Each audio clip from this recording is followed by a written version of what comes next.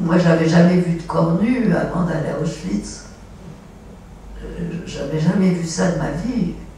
J'avais jamais vu ma mère. J'avais jamais vu mon père.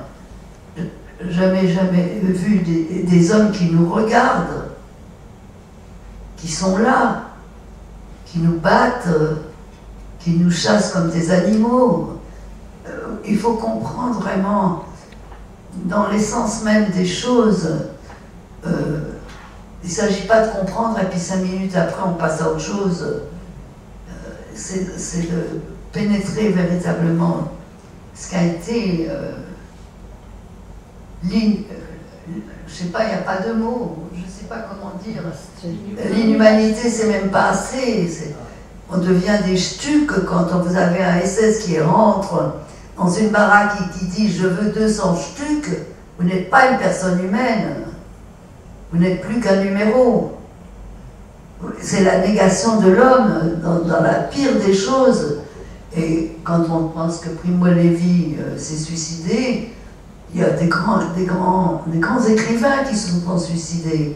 Il y a Borowski, il y a Ceylan, il y a beaucoup de gens qui n'ont pas pu supporter ce qu'est la société. Moi, il y a des moments aussi, je me dis, mais comment je peux vivre dans ce monde-là?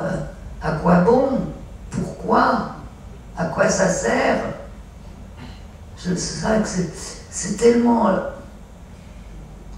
La blessure est tellement profonde. Et puis forcément, ça se répercute surtout sur vos rapports avec les hommes quand vous êtes une femme. Vous vous imaginez? Vous n'êtes rien, vous n'êtes plus rien. Je ne sais pas comment l'expliquer. Il n'y a pas de mots.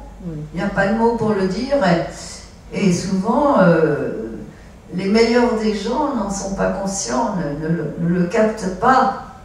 Il n'y a que les gens qui ont été blessés dans leur âme, des gens qu'on a obligés de faire des choses horribles. Comment creuser des tranchées pour des gens, jeter des gens dedans. Tuer une enfant parce qu'elle ne marche pas assez vite. On a tous des souvenirs d'horreur totale. Quand je suis rentrée au camp, quand on m'a tout pris, les vêtements et tout, on m'a donné une jupe qui arrivait jusque par terre, une chaussure à talons, une chaussure plate, et un caleçon long kaki qui avait été porté par je ne sais pas combien de morts avant moi. Mais j'ai béni ce... Je n'osais pas le mettre, je le remontais pour qu'on ne le voit pas. Et puis après, je l'ai béni. Vous savez pourquoi? Parce que tous les jours, je pouvais couper un morceau de ce caleçon pour m'essuyer quand j'allais aux toilettes.